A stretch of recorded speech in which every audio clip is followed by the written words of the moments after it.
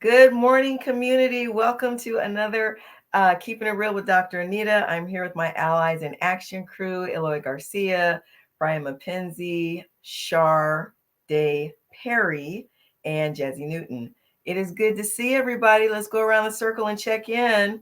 Jazzy, what's going on with you these days? Just like launched my business last Hey, month officially, and I officially have 7 clients starting in October, starting this month. So that was really exciting, and it's been a whirlwind to go from 1 to like 7 clients in the course of 2 or 3 months. And so just been figuring out all of that and figuring out what it takes to run a business, which is just really fun and I enjoy it. And yeah, that's pretty much my focus right now. congratulations. That's all. I just started a business and I have 7 new clients just like that. Do you have a favorite client in particular, Jazzy? I'm just curious.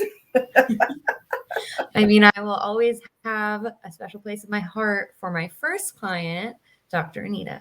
There it is. That's all I needed to know, that when you get big and blow up, you're not going to leave me. That's all I needed to know. No, I was just on the phone with my mom and I was like I was telling her like I don't even think that even if I stop being an assistant of any sort, like I don't even think that I'll be able to like stop working for Dr. Anita as an assistant. I'll probably just do it on the side and and I would be, doing a full-time job and having you because I don't know if I could ever quit being Oh, your that's assistant. so So sweet. Thank you.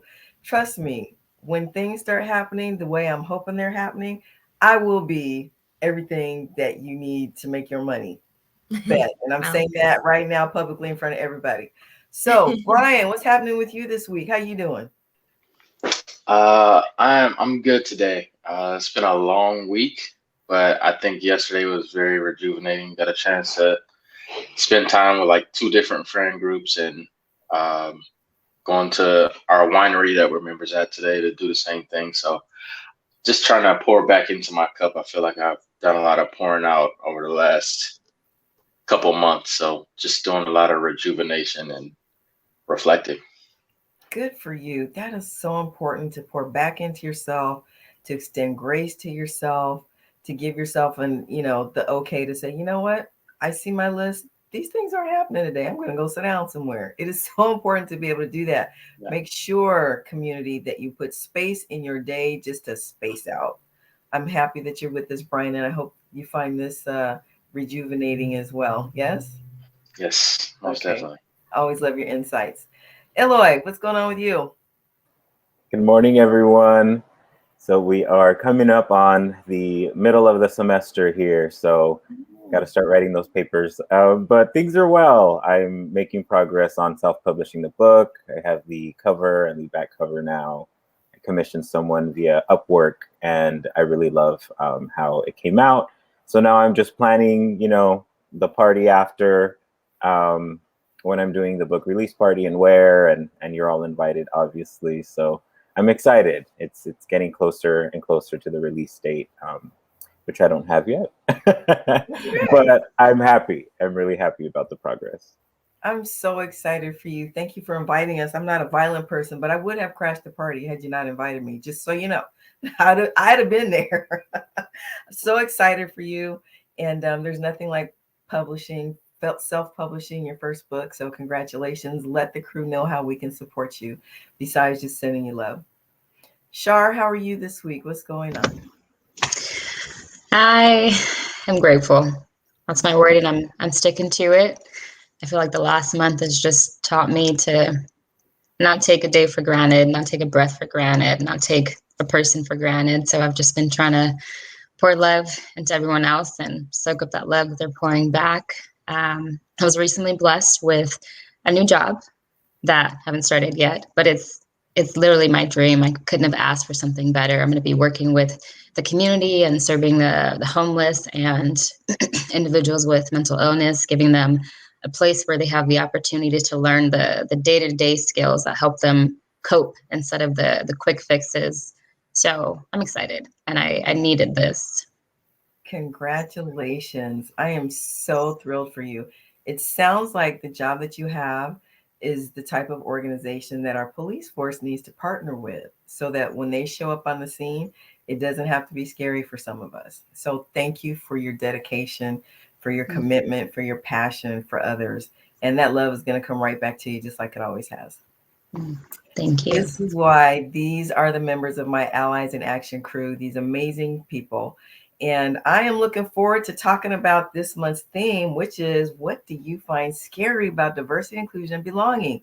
Before we jump into it, and while our crew members are thinking about what it is they want to bring to the table, I want to share with you, community, a project that I recently finished with a colleague of mine. His name is Bruce Bennett. He is a white male in Utah, and he runs an organization that actually creates assessments. And one of his flagship assessments is the Ideal 360, in which leaders can actually measure how inclusive their leadership traits are. And Bruce and I were talking not too long ago, and he said, you know, a colleague of mine, again, he's in Utah, so most of his colleagues are white, but he's very much wanting to expand his personal network and his professional network in terms of cultures and different people and adding diversity, which is how he came to speak to me. We met about a year ago, and he said, you know, would you mind mentoring me? I said, I would love that. So in the time since we first met and since we just launched this program, he said, you know, a friend of mine, he said he's going to retire early. He loves his work. He loves the people that he's working with, but he's so afraid that he's going to say something wrong and, you know, really offend someone. And he said, I felt like I wanted to put together this program and call it DIB Safe Start. DIB are the initials for diversity, inclusion, and belonging, and Safe Start. And literally, community, we had an hour where we gave folks a little bit of background history into how we got started. We gave them some tools. I shared one of my acronyms, the ACT model: approach others with an open heart, connect to understand, and tap into diversity by being culturally curious. Then after that, we told them all we want you to do is practice starting these conversations with someone that you may not ever talk to. We had 2 rounds, first 10 minutes, then 5 minutes. We showed them a video on how to click around and move to another table. It was all virtual. And then the next 10 minutes. The feedback that we got from this was more than either one of us could have hoped for. We asked for 3 simple questions. How comfortable was the process in here? How likely would you try the process in your professional circle? How likely would you be to try the process in your personal circle? Yes, all across the board. Yes, I was comfortable here. Yes, I'd be comfortable trying this at work. Yes, I'd be comfortable trying this in my personal life. 2 people in particular said, I am part of the Brigham Young University Management Society. We've got 90 chapters globally. I would love to take this to them. Another individual who had never met the first gentleman who talked about the Brigham Young University Management Society, he invited her. They never met, but she said, wow, this experience here, based on the people that I met, I would feel comfortable having coffee with them or having them over to my house. That is the power of just suspending your assumptions, interpretations, and limiting beliefs about what you think about other people or other groups of people, and just being open to connect, to understand someone, and then tapping into diversity by being culturally curious. We eliminated those fears that were initially there for 20 people. It was low risk and such high payoff. So today I want to talk about what is it that we find scary about diversity, inclusion, and belonging conversations. So crew, now that you've had an opportunity to think about the question, who wants to jump in? I'll begin, if that's all right with everyone. So this is such a great question. And for those of us that have been doing this work maybe for a while, whether it's a couple of weeks or we've been into it for years, I think, at least for myself, I can sometimes forget where I started as far as when the awareness began of my own biases, right? And my own behavior that can be alienating to people around me. And it brought me back to those preliminary days. And it can be very scary to start to have these conversations with ourselves. Dr. Ibram X. Kendi, the author of How to Be an Anti-Racist, along with other books, recently came to the university and spoke. And it was really wonderful to hear him because he's come such a long way. And in his texts, he talks about where he began in his own limiting beliefs. And I was able to connect a lot with that process, because I think sometimes we can think that people who are doing DIB work have been this way their whole lives, have always had this understanding. And that's not always the case. So, as far as scary goes, these conversations can be intimidating to have with other people. But I do believe that those conversations need to begin with ourselves. And that can be really tough too, because then we remember the different situations where we may have been insensitive or unaware.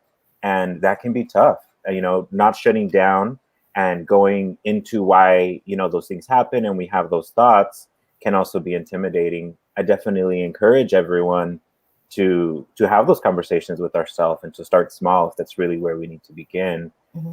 But the progress that you'll make, even a couple weeks, months, and years in, you'll be astounded and happy you began. Mm-hmm. I am so glad you started with self first. And it's not about being self-centered, it's about being self-focused.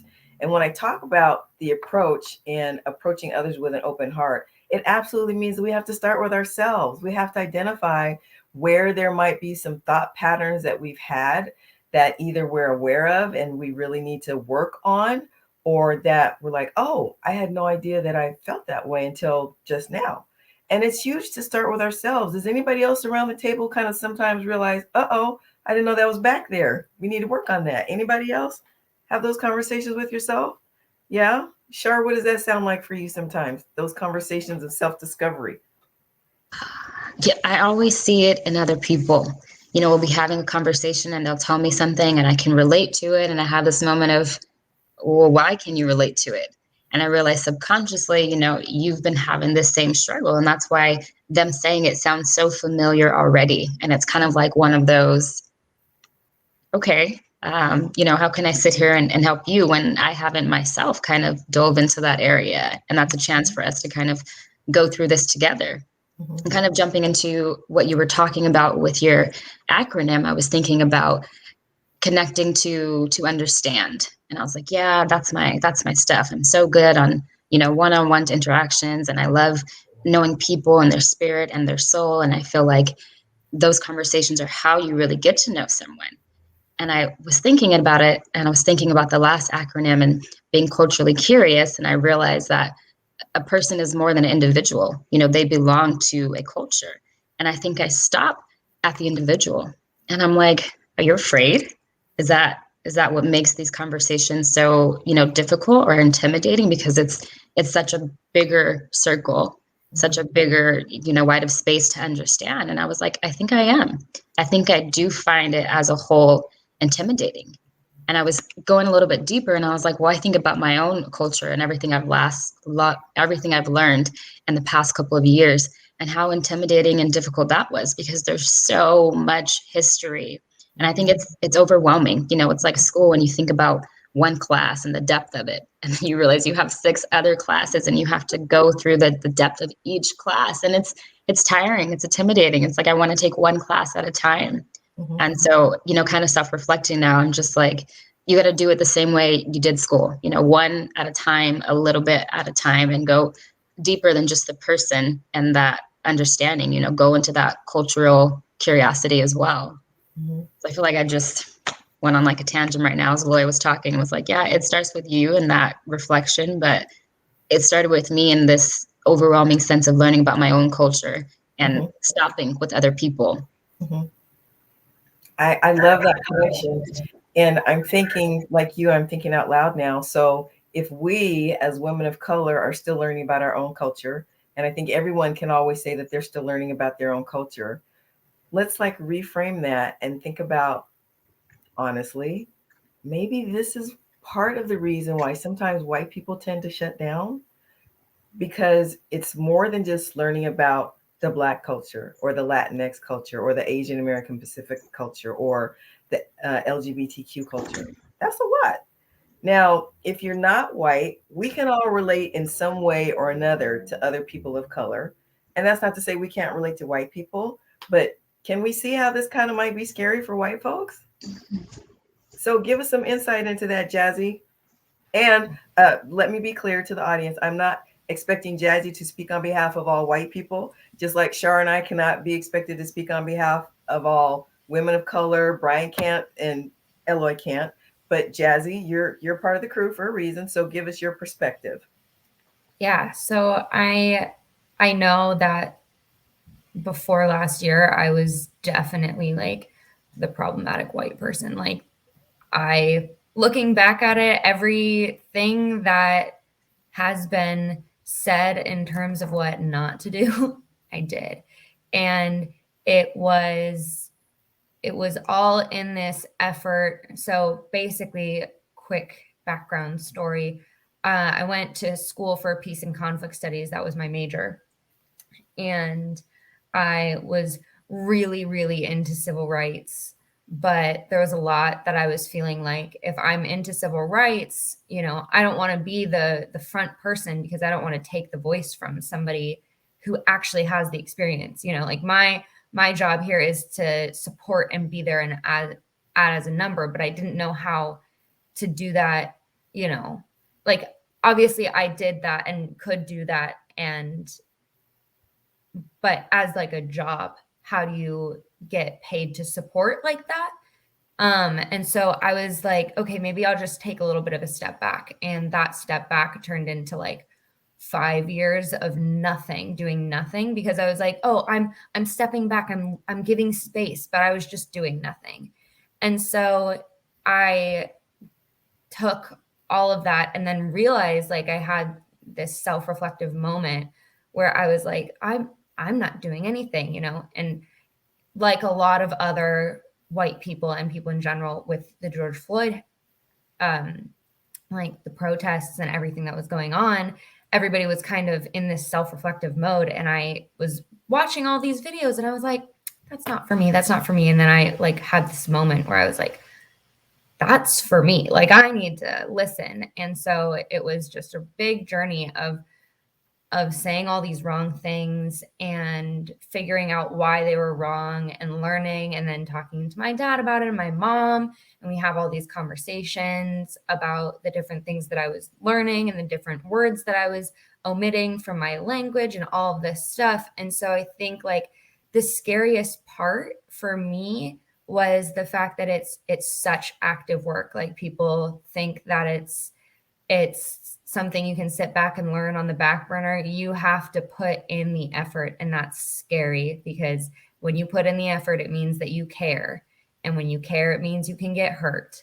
And so I think that part was really scary. I think the other part is like making mistakes and being labeled as like racist, and or like, any of the ists. Like, it's terrifying to be labeled as that, and it feels as though you can't make a mistake, which is impossible. Like, it's an impossible standard to meet, especially because we're dealing with one-on-one interactions so much that, even though Dr. Anita and Shar are both Black women, they may prefer different things within like the like within the racial SAEs. Like, one thing may be okay for Dr. Anita, one thing may be not okay for Shar, but it's the same thing, and they're both Black women, but you have to deal with it on a person-to-person basis. And there's no way to know what works for each person unless you ask and make mistakes and figure it out with them. And so I think the biggest thing that made it not so scary for me was people giving me the grace to make the mistake and be like, why do you think that, or something? And instead of immediately getting defensive and saying like, that was a really racist thing to say, or you're excluding me or something like that, it was more curious, just like, oh, why do you feel that way? And then I would be like, I don't actually feel that way. That was a really dumb thing to say. And I got the chance to like own up to my mistakes, take responsibility for the things that I was doing wrong, but also I got the space to learn how to do them differently, which is like really big. I think that's the biggest thing when we're having these conversations. It can get so heated because we're all so passionate about not making people feel little, not making people feel like they are boiled down to the way they look and, you know, all of these surface level factors. And then I don't know, we just get scared because it's in our heads, the conversation isn't, oh, I did this thing wrong. Can you teach me how? Or can you help me or recommend something? Or, oh, I'm going to take responsibility for that. It's like, no, I wasn't saying that. And then it like levels up and then everybody's just upset and nobody has gotten anywhere. And so I think that's the scariest thing is so much of it feels unattainable because like Shar said, it's like, you're taking 6 classes, you have to deep dive into all of them, you have to learn so much. Like as a white person, you have to unlearn so much, and it can feel like a huge thing to take on top of school, on top of the job, but it's really important. So I think like you were talking about your safe start class, that was like genius. Like I think that is perfect for people to just get a little bit of a taste, figure out, you know, and have a safe place to do it, because that's really what's important, is having a place where you can ask the questions and it's not like, oh, this is a dumb question or whatever. You can have the space and everybody's there to learn for you, with you. Like everybody is just there for each other instead of this like huge division of I'm on this side and you're on this side. Yeah, like politics. You've said so much that I want to go back and unpack. So first of all, I love how you said it's scary because to care means that there's potential to get hurt. Wow, we could do a whole show on that, but it's true. If you're going to get in there and try, it means that you're not always going to get it right. And that takes us back to the book that we read together, Subtle Acts of Exclusion.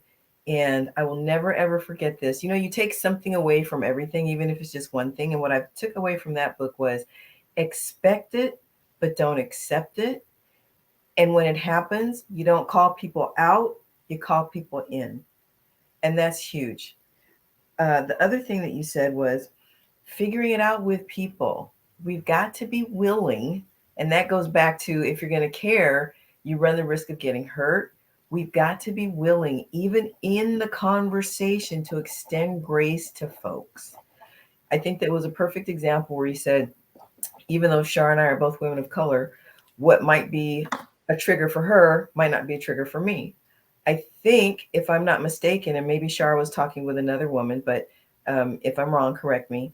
It still kind of triggers me when people tell me I'm articulate because I know the history behind it. But I don't think that that's a trigger for Shar necessarily. And Shar, if I'm confusing you with someone else, let me know. But I do know the other day that I was talking to a Black person and he kept using the word articulate. Now he's a generation or two behind me. And so the word doesn't have the same sting to it for him that it does for me. So Jazzy, I love how you made that distinction.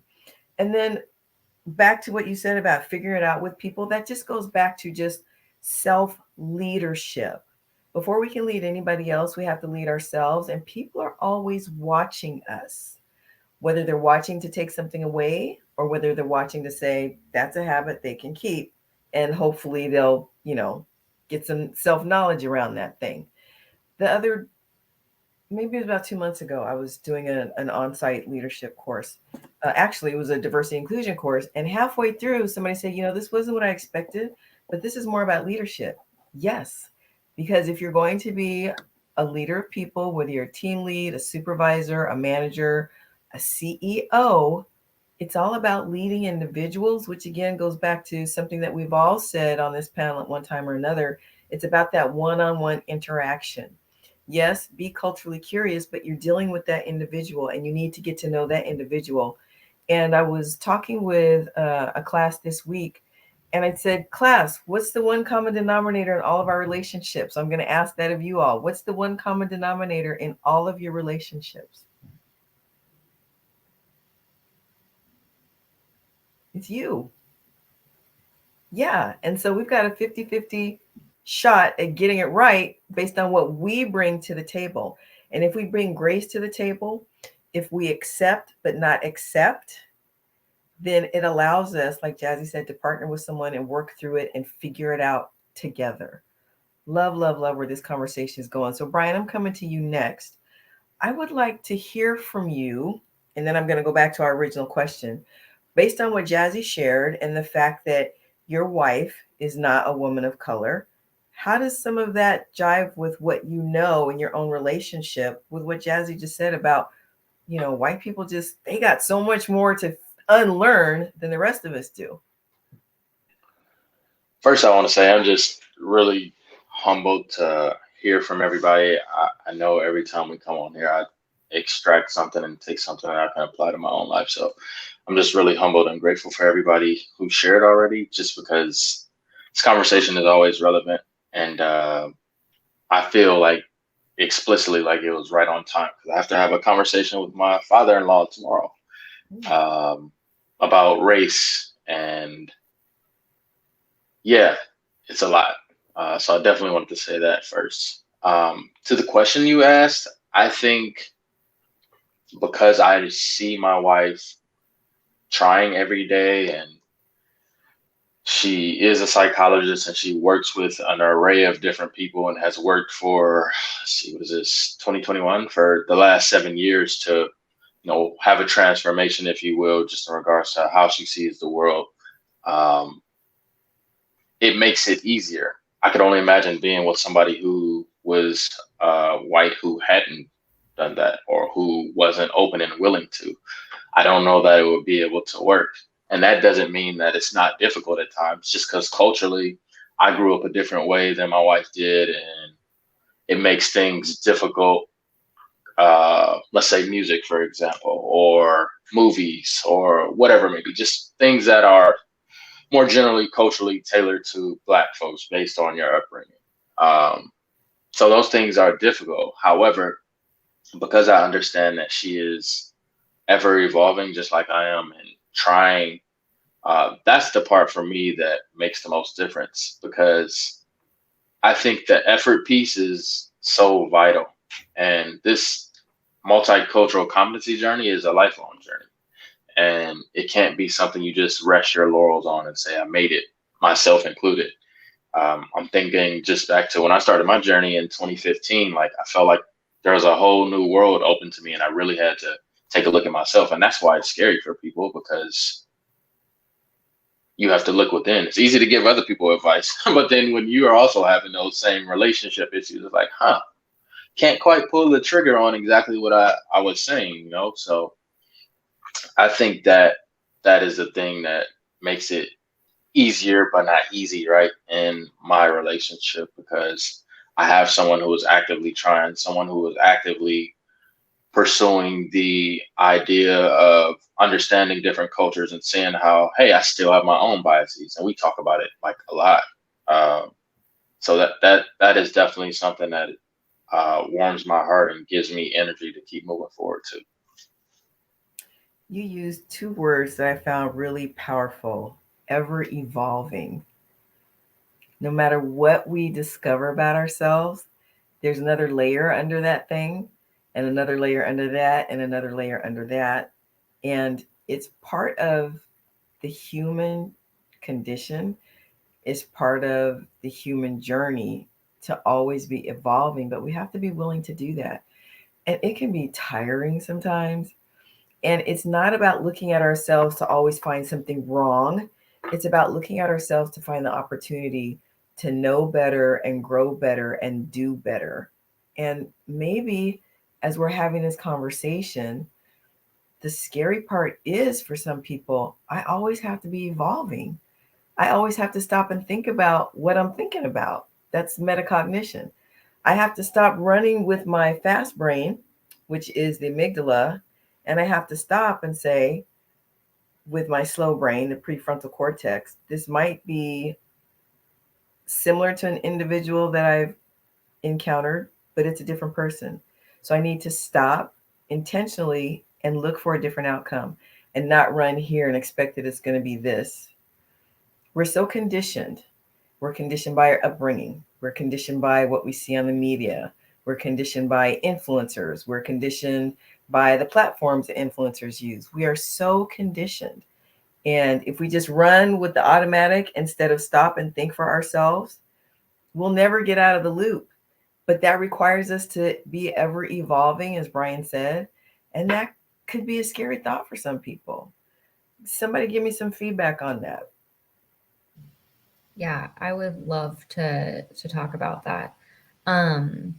I think one of the things in my family that we do is we are like, when we were in South Africa, we are always talking about different deep topics. Like, and my sister there was at one point before we were in South Africa and everything, and I'll never forget it. She was like, I can't talk about this. Like, I need a break, like we have these super deep and meaningful conversations every single time. And we're always in our fields. And like, sometimes I just need like a mental break.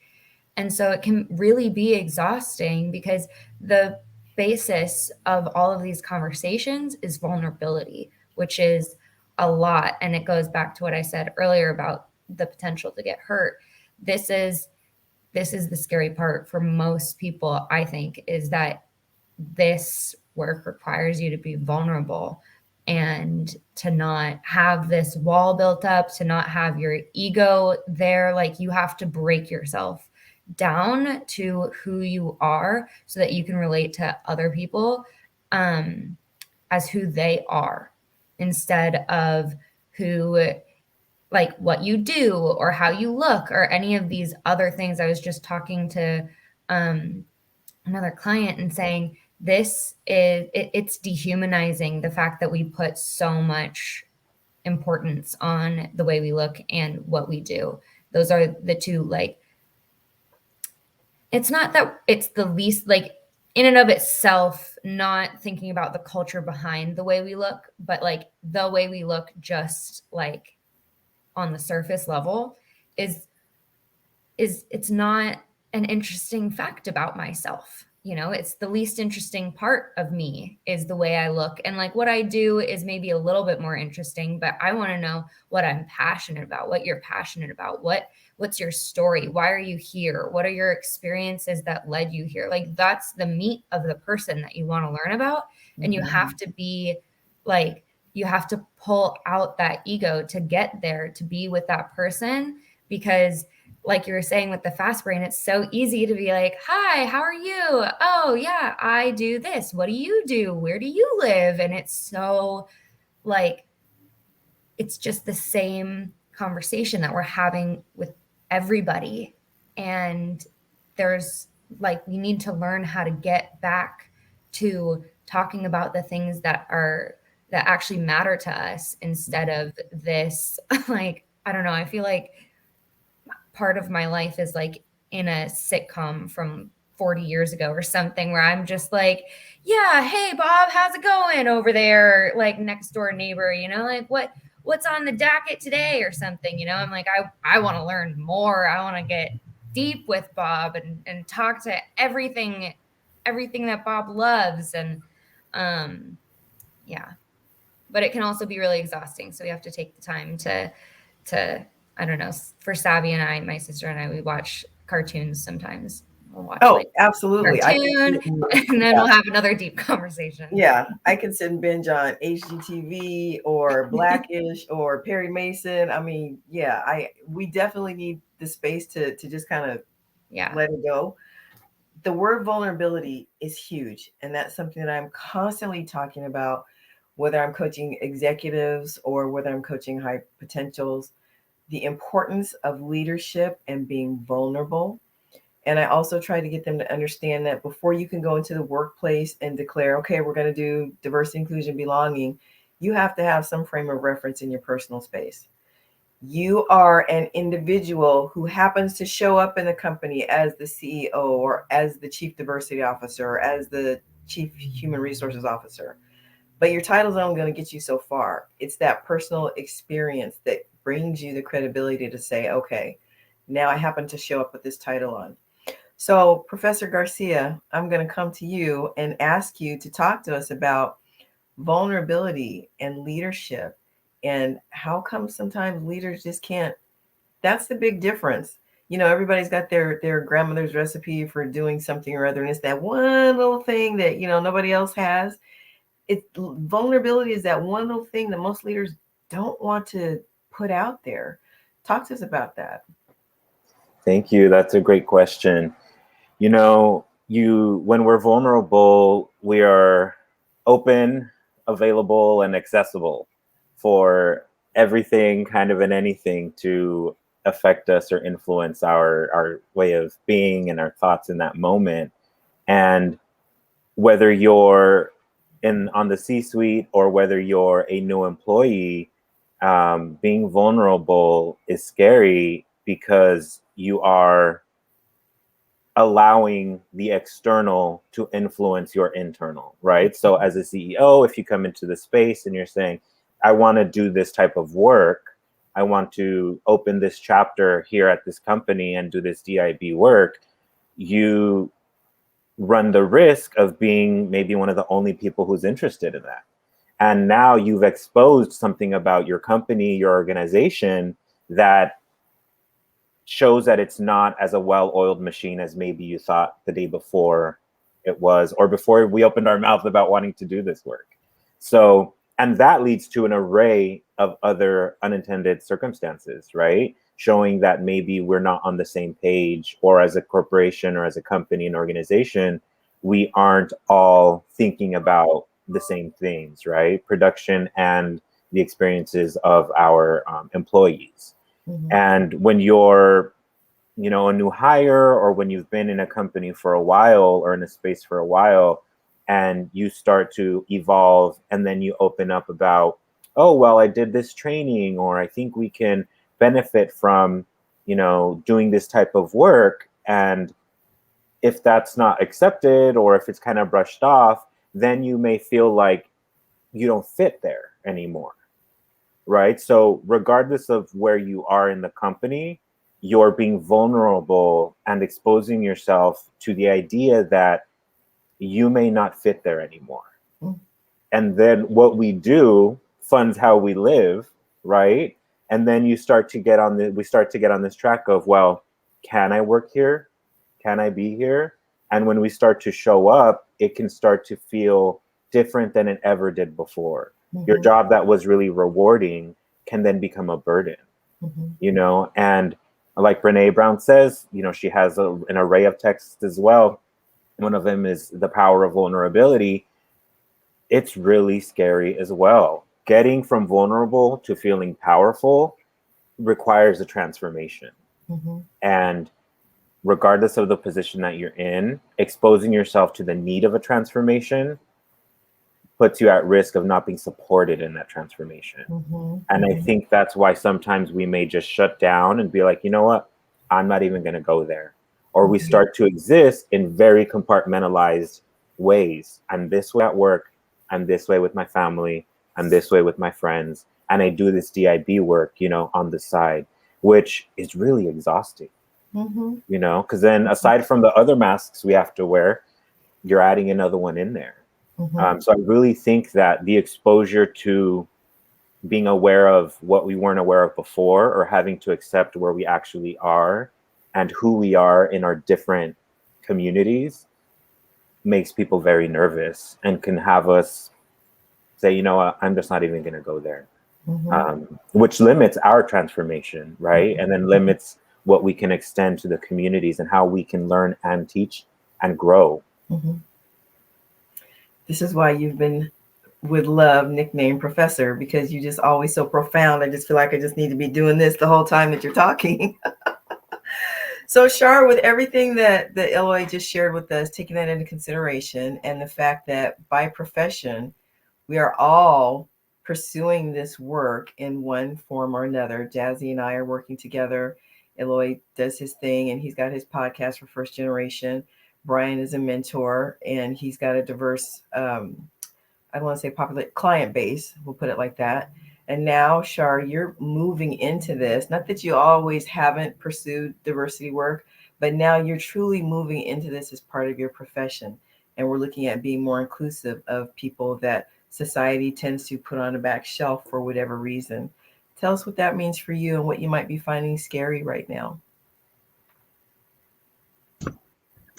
I think about the last thing that Aloy just said in terms of wearing these masks and being a different person in these different scenarios. And I've gotten a few comments regarding the show, and people have been surprised that I have so many different opinions and that I have the ability to speak out and to maintain this conversation. I've been called passive for a very long time because I like to keep the peace and because I believe everyone does have a point. And so I think the scary thing for me is being the same person no matter where I'm at. And in these conversations and situations where I am going to be working with a diverse field, I need to learn to not cater to that one person and to be the same no matter who I'm with, no matter who I'm working with, no matter who I'm talking to. And that's challenging because I like to keep the peace. And I like to cultivate my actions and my persona to the person that I'm talking to. And that goes back to the, connect to understand with other people and accepting people with an open heart. I still want to embody those things, but I also want to make sure I'm not excluding myself and the way that I think and I feel just because of the way it may be interpreted by someone else. And I think that's another part of what Jazzy was saying with vulnerability. I need to lower that guard, lower that bridge, and put myself out there. And maybe some people won't be receptive because of their background and their experiences, but that's my option. That's my, let me bring you in, let me share my experiences, let me help you learn what I know, and let me help you digest this information in a way that I did that may have been difficult or may have been a little off-putting. I don't think anyone likes to be told that they're wrong or they're ignorant, but you need it because how else do you know that you're wrong or that you are not as educated in these fields? And again, what Jazzy was saying, it's intimidating and you get afraid of making these mistakes. But the word mistake has such a negative connotation to it. It doesn't mean you are horrible. It doesn't mean you are incompetent. Oh.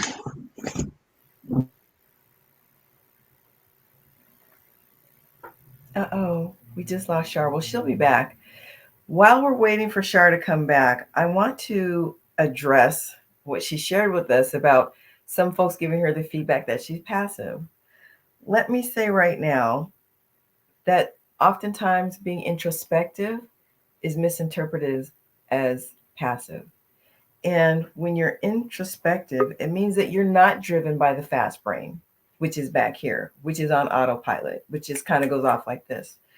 When you're misinterpreted as being passive and instead you're being introspective, it means that you are being thoughtful and intentional and that you're leading from the prefrontal cortex or the slow brain.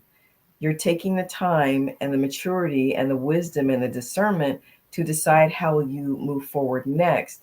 And then to Shar's final point before she got disconnected was the fact that we need to be able to have lessons learned. Now, for years as a workshop facilitator, as a coach, I have tried to get people to take a couple of words out of their vocabulary, mistakes and failures. Because to Shar's point, they have a negative connotation. And having come from the aerospace industry for about 14 years and being able to see launches go off at Cape Canaveral, I can tell you that a mistake is the loss of billions of dollars of payload that doesn't go off well or doesn't come back. And a failure is the loss of life in the aerospace work. When you put those things into perspective, unless it's billions of dollars lost or a life, everything else is a lesson learned. Now, I know there's a book called Fail Forward and, other ways of reframing failure into a positive. Fine. But I'm huge on vocabulary. I really try to keep those words out of mine. And instead, I say lesson learned because sometimes people get so stuck in the mistake or the failure that they're literally stuck. They can't move past it because of the negative connotations that we associate with those words. But to say lesson learned means, wow, this went really well this time, I'll do that again. Or that didn't go quite the way I planned, so next time I'll do it differently. So to whomever's listening that may misconstrue or misinterpret Char's approach as being a passive, no, it's introspective, it's caring, it's using discernment, it's deciding when to speak, when not to speak, and if to speak, how to say it. I have come to the conclusion very recently that instead of being right, I'd rather be received, because I can be right as rain, as they say, but it not be received. But if I'm received in my message, then the person will come to the conclusion that perhaps what I'm saying is right. Char, I'm glad that you've joined us again. I want you to finish your thought. I was just kind of summarizing my thoughts. And since you weren't here, nobody can say, Char, put Dr. Nita up to all that, because that's not the case. I got your back. And there is a difference between being passive and being introspective. So I was sharing that with our community. So I want to make sure that you finished your thoughts, and you ended on the fact that mistakes have such a negative connotation to them. But if people don't help us raise our awareness, because everybody's got blind spots, just like everybody's got biases, everybody's got blind spots. And we may not be able to see the areas in which we come up, which is why it takes someone like a Char who's going to be introspective and think about when to say something, how to say it, why to say it. So Char, finish your thoughts on mistakes and how they are attached with a negative connotation. Then we're going to wrap up with Brian. Can I first just say thank you for reframing the passive to being introspective, because I've never been able to explain it, but I always I tell people I'm not letting others, run over me. I'm not keeping quiet because I'm afraid what to say. I'm making a choice. I'm deciding, hey, this isn't a battle that I need to fight, or this isn't the conversation that I need to have right now. And maybe you see that as, oh, she's being passive, or, she's afraid, but I'm not. I'm so not. So I want to write that down, because I'm just like, yes, introspective. That's what it is. I'm getting a t-shirt. But back to what Don't I was forget to get saying. a cap made. Get a cute hat made too. Yes. You kind of touched on it with the mistakes. I was simply going to say mistakes are second chances. And we are human, and we're not perfect, and life is a constant opportunity to grow and to learn. So as opposed to looking at a mistake as I failed or I didn't do it right, it's I have a chance to do it again. And isn't there beauty in that, in life, and being humans, and not being stuck to one thing, in the sense of what you're talking about in the work that you did. A mistake versus a failure are two completely different things. We make mistakes, and we don't fail often. That's not what life is. That's not what we're doing. And as long as we keep that in mind, where's the fear? I'm going to make a mistake, but you know what? It's a chance for me to do better. And that's okay. That is okay, and that shows growth. The way you've put that is the way I choose to reframe both of those, either mistakes or failures, as lessons learned. Because whatever the outcome, as long as we've learned from it, that's what matters. We may have to deal with consequences, but as long as we learn from it, that's what I try to get folks to focus on. Thank you, Char. So glad you were able to join us back.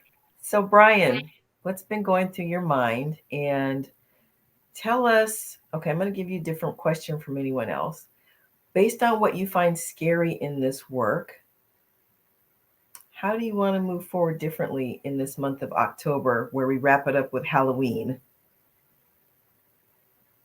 That's a great question.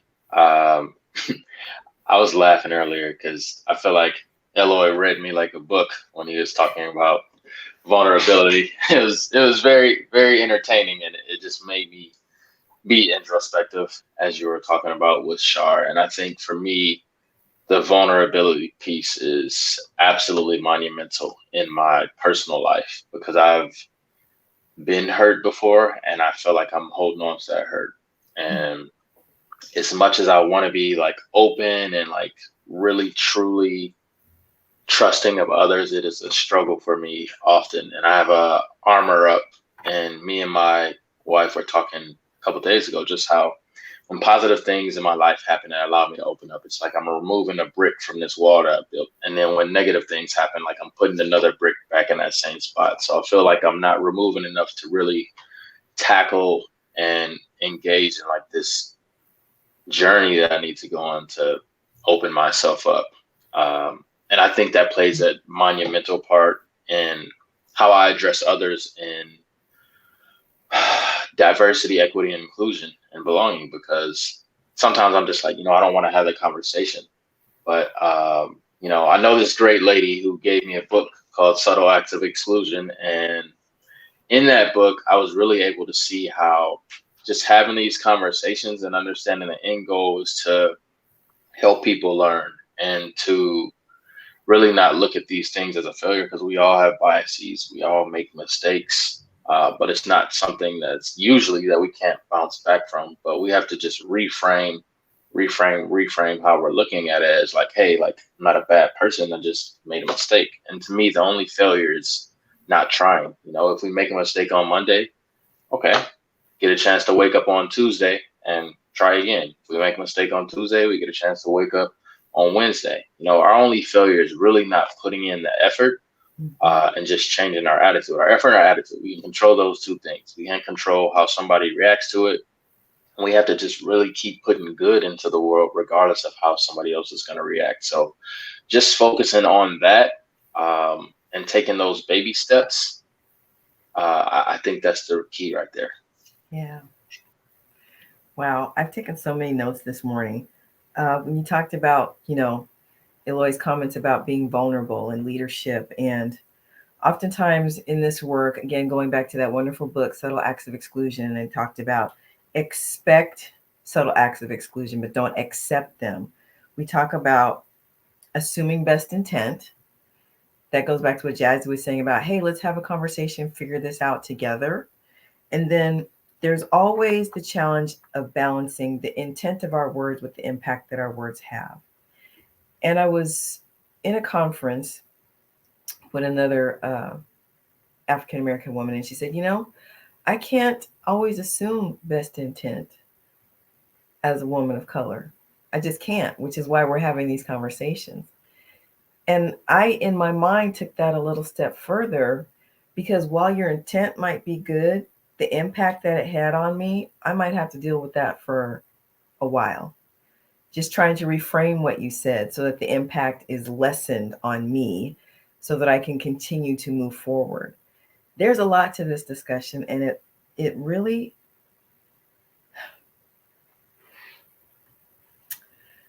I think Jazzy probably summed it up well when she said, to care means that we risk hurt. And I think what scares any person of any persuasion is the risk of being hurt.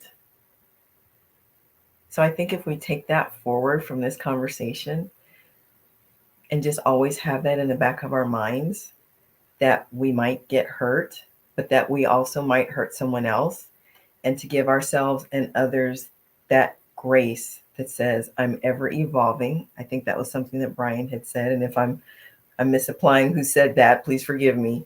Like I said, I've got so many notes here. And wow, another amazing conversation. I don't know how they manage to get deeper, but they do. I don't know where it comes from every Saturday morning when we get together, crew, but I love you all so much. Thank you for being so special to me and for making this a true labor of love for me. Eloy Garcia, Brian Mapenzi, Jazzy Newton, Sade Perry, and Adrian, we're sending love out to you as well, my friend. We missed you today.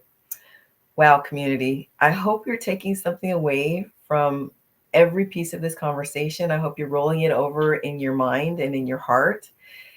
And until next time, this is Dr. Anita reminding you to stay blessed and keep it real.